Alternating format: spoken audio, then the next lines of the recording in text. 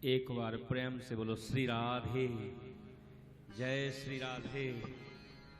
श्री राधे राधे। श्रीमद्हंस समारंभा सनकादिक मध्यमा अस्मदाचार्य पर्यन्ता वंदे गुरु परंपरा। श्री राधा सर्वेश्वरं वंदे प्रणतार्ति प्रणासनम् भोक्ति मोक्ति प्रदातारं पूर्ण ब्रह्म सनातनम्। बोलिए भागवत भगवान की। नित्य स्मरणीय प्राणाधार ठाकुर श्री राधा माधव सर्वेश्वर प्रभु बांकी बिहारी जी महाराज की शब्द रूपी वांग्मय विग्रह श्रीमद् भागवत महापुराण के पावन पाद पद्मों में हम और आप सभी लोग मिलकर के कोटि कोटि दंडवत और प्रणाम करते हैं। तदुपरांत हमारे सनातन धर्म की जो सर्वोच्च पीठ है, जिसको हम लोग व्यास पीठ कहते हैं, उस व्यास पीठ पर जो आसीन हो जाता है, सांसारिक रिश्ता कोई भी हो उसके साथ में, पूज्य भैया जी बैठे हुए, इनका पुत्र का रिश्ता है, आपका गुरु का रिश्ता होगा, कोई का महाराज जी का रिश्ता होगा, लेकिन वर्तमान में न ये पुत्र हैं, न महाराज जी हैं, न संसार का कोई रिश्ता है इनके साथ में। केवल और केवल एक ही रिश्ता है हमारा इस समय इनके साथ में। व्यासाय विष्णु रूपाय व्यास रूपाय विष्णवे नमो वै ब्रह्म विदये वासिष्ठाय नमो नमः। भगवान नारायण का स्वरूप है व्यास। तो हम ऐसे पूज्य व्यास जी महाराज अविरल कृष्ण जी को भी हम नमन वंदन और प्रणाम करते हैं, जो अपनी मधुर वाणी के द्वारा आप सभी को सुंदर सुंदर प्रभु के पावन चरित्रों को श्रवण कराते हुए आपके चंचल रूपी मन मयूर को एकाग्र करते हुए भागवत भगवान के चरणों में प्रेरित कर रहे हैं। तदुपरांत सामवेद की उपासना करने वाले हमारे संगीतज्ञ बंधु, जो सुंदर सुंदर स्वर लहरी के माध्यम से आपको आनंद की अनुभूति करा रहे हैं, इनको भी हम नमन वंदन करते हैं। तदुपरांत सरस्वती पुत्र जो हमारे वैदज्ञ ब्राह्मण बंधु हैं, जो आपके द्वारा प्रातःकालीन बेला में 33 करोड़ देवी देवताओं का आवाहन, अर्चन, वंदन, पूजन, आरती कराते हैं, ऐसे सरस्वती पुत्र दैवज्ञ ब्राह्मणों को भी हम लोग नमन वंदन और प्रणाम करते हैं।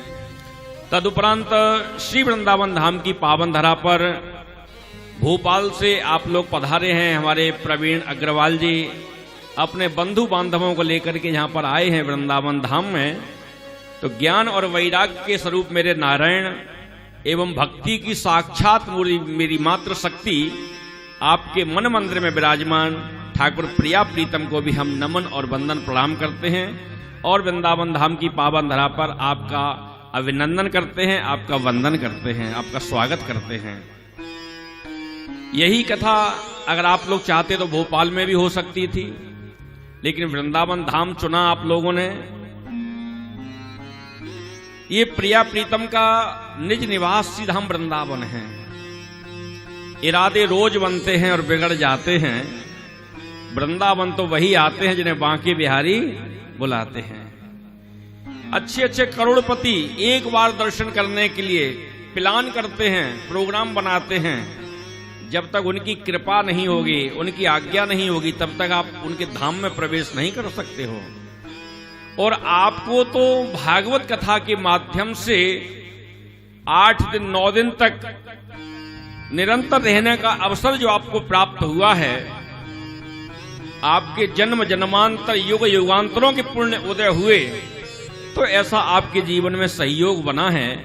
आपके पितृेश्वरों की कृपा हुई, आपके पूर्वजों की कृपा हुई, और धाम में तीर्थ में जो कथा होती है उसका 1000 गुना फल होता है।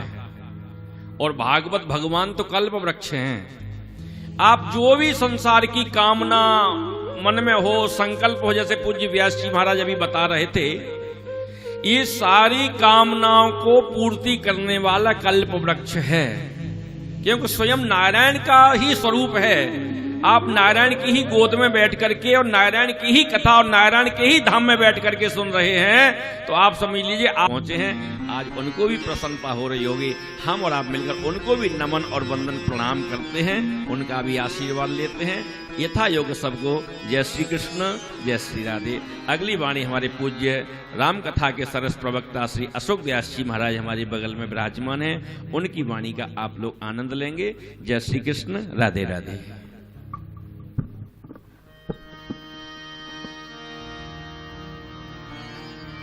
लोकाभिरामं रणरंगधीरं राजीव नेत्रं रघुवंशनाथं कारुण्यरूपं करुणाकरंतं श्रीरामचंद्रं शरणं प्रपद्ये। व्यास गद्दी पे विराजमान वैसे तो हमारे अनुज हैं, पर व्यास गद्दी पर जब विराजमान हो जाते हैं ना तो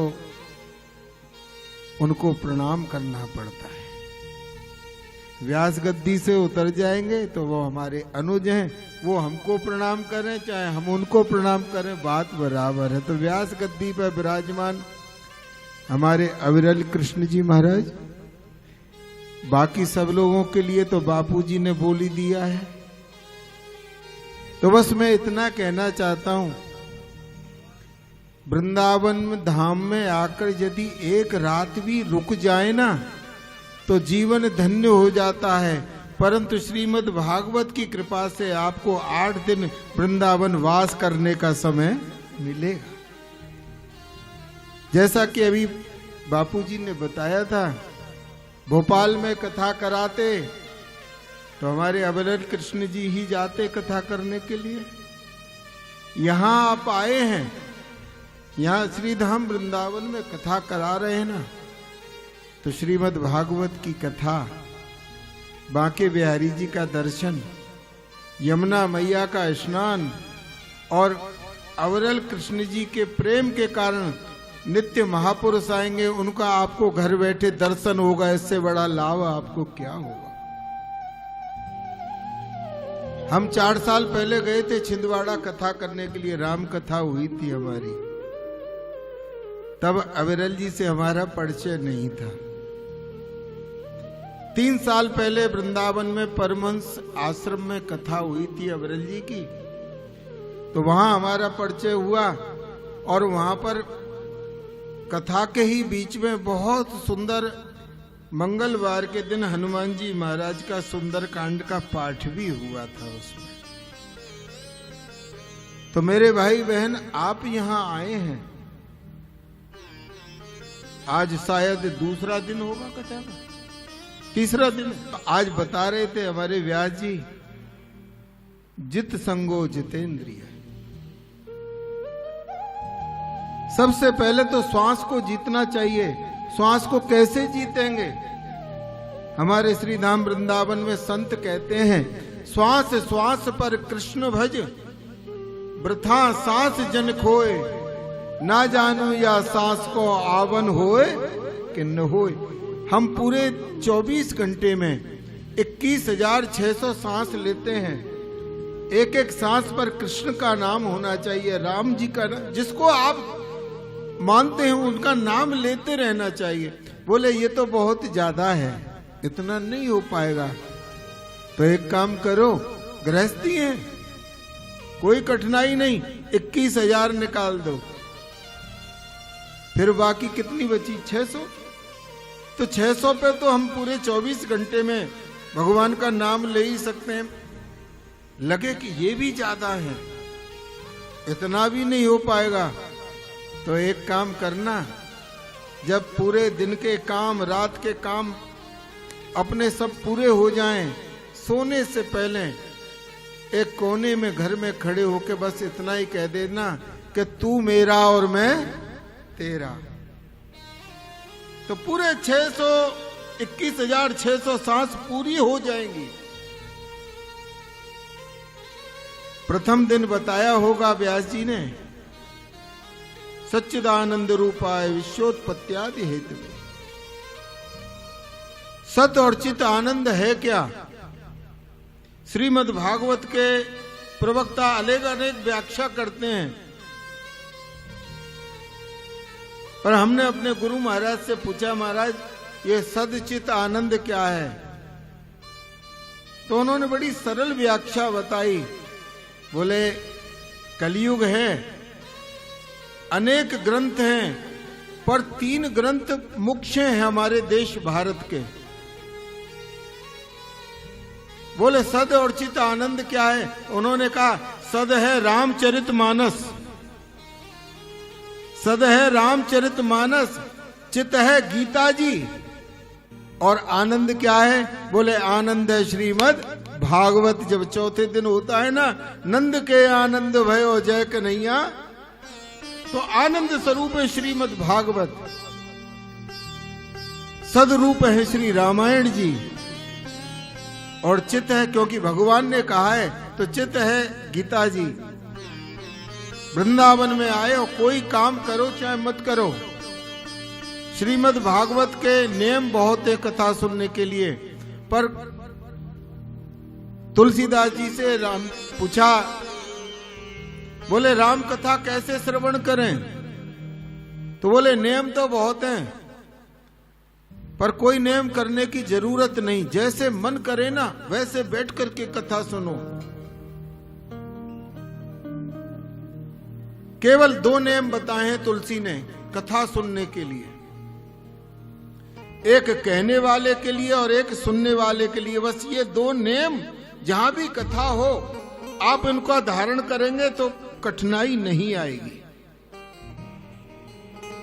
बोले पहला नियम है, जो ये कथय स्नेह समेता, कही है सुनी है समुझ सचेता। जो कह रहे हैं ना ऐसी भगवान की कथा कहें, और हमें बड़ा अच्छा लगता है, हमारे अविरल जी भागवत परंपरा के अनुसार ही श्रीमद् भागवत कहते हैं। पर आजकल जो भागवत हो रही है उनका तो दर्शन करने में भी डर लगता है।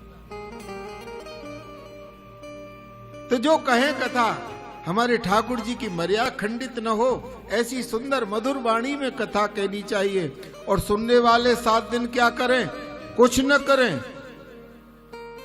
बोले कहीं ही सुने ही समुझ सचेता, कहने वाले समझ करके कहे, सामने बैठने वाले कुछ न करे, वो सचेत होकर के कथा सुने। पर लोग कथा में बैठते हैं, पर लोगों में कथा बैठती नहीं, क्योंकि सचेत होकर के कथा सुनने के लिए कारण बताया। बोले 7 दिन कथा होगी, पूरी की पूरी कथा समझ में आ जाए ऐसा हो नहीं सकता।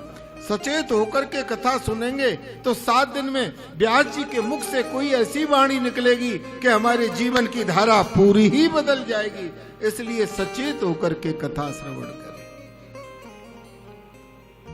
बहुत आनंद आया। कल ही फोन आया था अविरल जी का कि बोले आपको आना है। तो मैंने कि कहाँ कथा हो रही है? मैंने सोचा, देखा तो था, मैंने सोचा कहीं भोपाल में हो रही है। मैंने भोपाल कहाँ से आएंगे? बोले नहीं, वृंदावन में हो रही है। तो मैंने कहा हम जरूर आएंगे।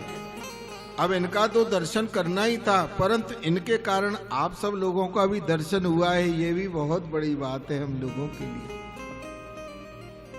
अब इनकी कथा श्रवण कर लीजिए। जनवरी में हम भी भोपाल आ रहे हैं श्री राम कथा करने के लिए। अभी वो जगह वगैरह का तो पता नहीं, जो कहाँ कराएंगे आयोजक लोग। तो 5 जनवरी से 15 जनवरी तक भोपाल में भगवान श्री राम की कथा हो। बहुत बहुत आशीर्वाद आप लोगों के लिए। एक छोटी सी बात कहकर के मैं कथा अपनी वाणी को विश्राम दूं। राम जी से पूछा, महाराज हमें भगवान की भक्ति कैसे मिले? और क्या करना चाहिए। जैसे अभी व्यास जी बता रहे ने, तब जो सुखदेव जी ने बताया, पूछा महाराज क्या करना चाहिए हमें, तो भगवान श्री राम कहते हैं, तुलसीदास जी महाराज कहते हैं, राम ही सुमरिए गाइए राम ही। सुमिरन करना है ना, भगवान राम के नाम का सुमिरन करो, क्योंकि इससे सरल कोई नाम नहीं है। कृष्ण कहने में भी जीभ टेढ़ी हो जाती है। रा कहते ही मुख खुल जाता है और मां कहते ही मुख बंद हो जाता है। तो रा कहते ही सारे पाप निकल जाते हैं, मां कहते ही मुंह बंद हो जाएगा। तो जब राम कहेंगे तो पाप आएंगे ही नहीं। तो बोले राम ही सुमरिए गाइए राम ही। बोले सुमिरन करना है ना, राम जी का करिए। पर सुमिरन कब होता है? सुमिरन दिन में नहीं होता, सुमिरन रात में होता है। जब सब घर के लोग सो जाएं तो अपना मुख भी न हिले, ऐसा सुमिरन होना चाहिए। बोले गाइए राम ही। गाना हो तो दिन में राम जी को गाइए। यदि रात में गाने लगे तो सबसे बड़े दुश्मन तो घर वाले ही हो जाएंगे। ना दिन में चैन लेने देते हैं, ना रात में चैन लेने देते। रात में सुमिरन करे, दिन में गाइए। बहुत से लोग कहते हैं महाराज ना सुमिरन होता है ना गाया जाता है। तो चिंता मत करना, ना सुमिरन हो ना गाया जाए तो गाइए राम ही सुमरिए राम ही। यदि दोनों काम ना हो तो संतत सुनिए राम गुण ग्राम ही। यदि ना सुमिरन हो ना गाना हो तो अवरल जी को अपने यहां बुला लेना, ये आपको गाना भी सिखा देंगे और सुमिरन करना भी सिखा देंगे। इसी के साथ मैं अपनी वाणी को विराम देता हूं। आप सबके लिए सादर जय सिया राम। श्री राधे।